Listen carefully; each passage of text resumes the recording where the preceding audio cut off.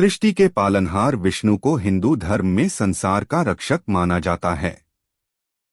लोग उन्हें नारायण, हरि और जगतपालक के नाम से भी जानते हैं। लेकिन भगवान विष्णु के बारे में एक ऐसा रहस्य है जिसे बहुत कम लोग जानते हैं। यह रहस्य केवल उनकी शक्तियों का नहीं, बल्कि उनके उस दिव्य वचन का है जिसकी वजह से वे बार बार धरती पर जन्म लेते हैं और अपने भक्तों की रक्षा करते हैं। बहुत समय पहले की बात है। वैकुंठ लोक में भगवान विष्णु शेषनाग पर विराजमान थे। चारों ओर दिव्य प्रकाश फैला हुआ था। माता लक्ष्मी उनके चरण दबा रही थीं। तभी नारद मुनि वहां पहुंचे। उन्होंने भगवान को प्रणाम किया और मुस्कुराकर बोले, प्रभु, पूरी दुनिया आपकी पूजा करती है। सभी जानते हैं कि आप संसार के पालनहार हैं। लेकिन क्या कोई ऐसा रहस्य भी है जिसे मनुष्य नहीं जानते? भगवान विष्णु मुस्कुराए। उनकी मुस्कान में करुणा और गहराई दोनों थीं। उन्होंने कहा, हे नारद, संसार मुझे केवल भगवान समझता है, लेकिन बहुत कम लोग जानते हैं कि मैं अपने भक्तों के प्रेम से बंधा हुआ हूँ। मेरे लिए सबसे बड़ी शक्ति किसी अस्त्र या शस्त्र में नहीं, बल्कि भक्त की सच्ची भक्ति में है। नारद मुनि आश्चर्य में पड़ गए। उन्होंने पूछा, प्रभु, क्या सच में भक्ति इतनी शक्तिशाली होती है?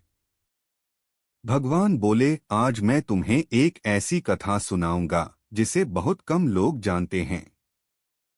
बहुत समय पहले पृथ्वी पर एक गरीब वृद्ध ब्राह्मण रहता था। उसका नाम सुधाकर था।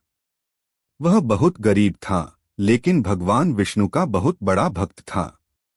उसके पास खाने के लिए पर्याप्त भोजन भी नहीं होता था, फिर भी वह हर दिन भगवान की पूजा करता और जरूरतमंदों की मदद करता। गांव के लोग उसका मजाक उड़ाते थे। वे कहते, इतनी पूजा करने से क्या फायदा? भगवान ने तुम्हें दिया ही क्या है? लेकिन सुधाकर हमेशा मुस्कुराकर कहता, भगवान मुझे देख रहे हैं। यही मेरे लिए सबसे बड़ा धन है। एक दिन गांव में भयंकर अकाल पड़ गया।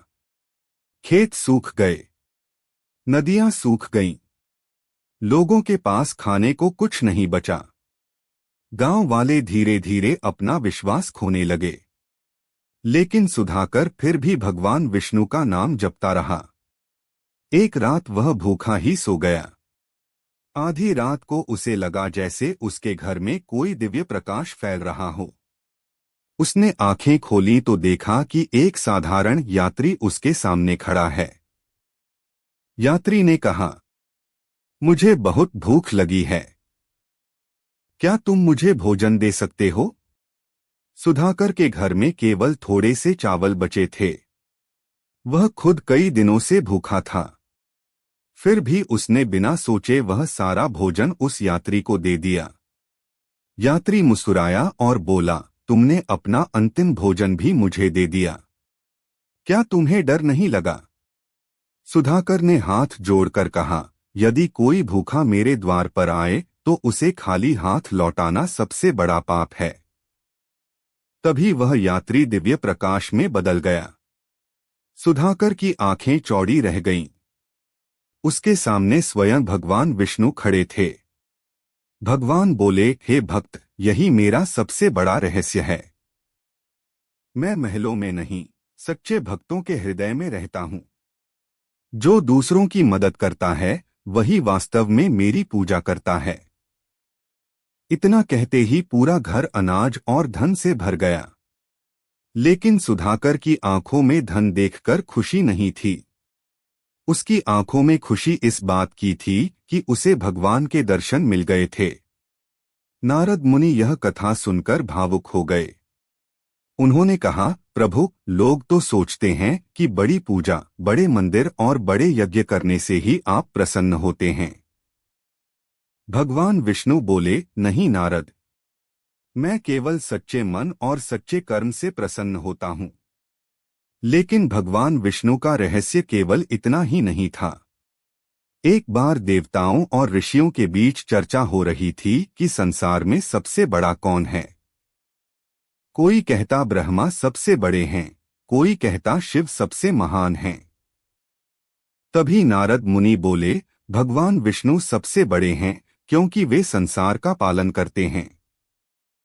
तभी एक ऋषि ने कहा, यदि विष्णु इतने महान हैं तो क्या वे अपने भक्त के लिए सब कुछ त्याग सकते हैं। नारद मुनि सीधे वैकुंठ पहुंचे और भगवान से यही प्रश्न पूछा। भगवान विष्णु मुस्कुराए और बोले, समय आने पर तुम्हें इसका उत्तर मिल जाएगा। कुछ दिनों बाद पृथ्वी पर एक छोटा बालक था जिसका नाम माधव था। वह रोज नदी किनारे बैठकर भगवान विष्णु की मूर्ति के सामने दीप जलाता था। उसके माता पिता नहीं थे, वह अकेला रहता था। फिर भी उसके चेहरे पर हमेशा मुस्कान रहती थी। एक दिन गांव में भयंकर तूफान आया। नदी का पानी बढ़ने लगा। लोग अपनी जान बचाकर भागने लगे, लेकिन माधव मंदिर में बैठा भगवान से प्रार्थना करता रहा। गांव वालों ने कहा, भागो माधव, नहीं तो मर जाओगे। लेकिन माधव बोला, जब तक मेरे भगवान मेरे साथ हैं, मुझे किसी बात का डर नहीं। धीरे धीरे पानी मंदिर तक पहुंच गया। तभी अचानक एक तेज प्रकाश दिखाई दिया। लोगों ने देखा कि एक दिव्य पुरुष मंदिर के सामने खड़े हैं। उन्होंने अपने हाथ से नदी के पानी को रोक दिया। पूरा गांव आश्चर्य में पड़ गया। वह स्वयं भगवान विष्णु थे। भगवान ने माधव को गोद में उठाया और बोले, जो भक्त सच्चे मन से मुझ पर विश्वास करता है, उसकी रक्षा मैं स्वयं करता हूं। उस दिन गांव वालों को समझ आया कि भगवान केवल कहानियों में नहीं होते, वे अपने भक्तों के साथ हर समय रहते हैं। लेकिन भगवान विष्णु का सबसे बड़ा रहस्य अभी बाकी था। बहुत समय पहले एक राक्षस था, कालनेमी। वह बहुत शक्तिशाली था। उसने कठोर तपस्या करके वरदान प्राप्त कर लिया था। वरदान मिलने के बाद वह तीनों लोकों में आतंक फैलाने लगा। देवता डरकर भगवान विष्णु के पास पहुंचे। भगवान ने युद्ध का निर्णय लिया। भयंकर युद्ध शुरू हुआ। आकाश कांपने लगा। समुद्र उफान मारने लगे। देवता और असुर युद्ध देखने लगे। कालनेमी हंसते हुए बोला, विष्णु, मुझे कोई नहीं हरा सकता। भगवान विष्णु शांत रहे। उन्होंने सुदर्शन चक्र उठाया। लेकिन तभी भगवान अचानक रुक गए। देवता हैरान हो गए। भगवान बोले, इस राक्षस को शक्ति उसके अहंकार से नहीं, बल्कि उसके भीतर छिपे भय से मिल रही है। फिर भगवान ने युद्ध रोक दिया और कालनेमी से कहा, तुम्हें किस बात का डर है। कालनेमी पहली बार चुप हो गया। उसकी आंखों में आंसू आ गए। उसने कहा, मुझे डर है कि मेरी शक्ति खत्म हो जाएगी और लोग मुझे भूल जाएंगे। भगवान विष्णु मुस्कुराए और बोले, यही संसार का सबसे बड़ा भ्रम है। शक्ति और घमंड हमेशा खत्म हो जाते हैं, लेकिन अच्छे कर्म अमर रहते हैं। यह सुनकर कालनेमी का हृदय बदल गया। उसने भगवान के चरणों में सिर झुका दिया। देवता आश्चर्यचकित रह गए। भगवान बिना युद्ध किए जीत गए थे। तभी नारद मुनि समझ गए कि भगवान विष्णु का सबसे बड़ा रहस्य क्या है।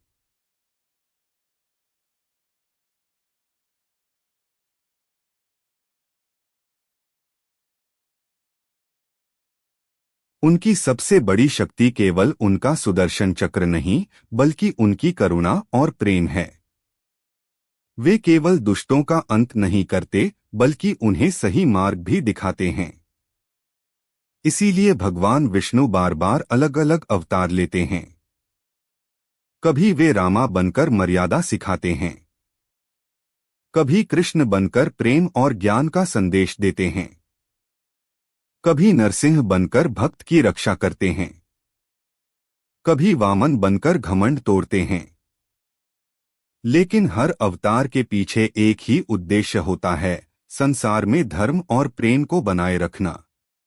कहा जाता है कि भगवान विष्णु आज भी हर उस व्यक्ति के साथ होते हैं जो सच्चे मन से दूसरों की मदद करता है, सत्य के मार्ग पर चलता है और कभी अहंकार नहीं करता। यही भगवान विष्णु का वह रहस्य है जिसे बहुत कम लोग जानते हैं। भगवान को केवल मंदिरों में नहीं बल्कि दया, प्रेम और सच्ची भक्ति में पाया जा सकता है।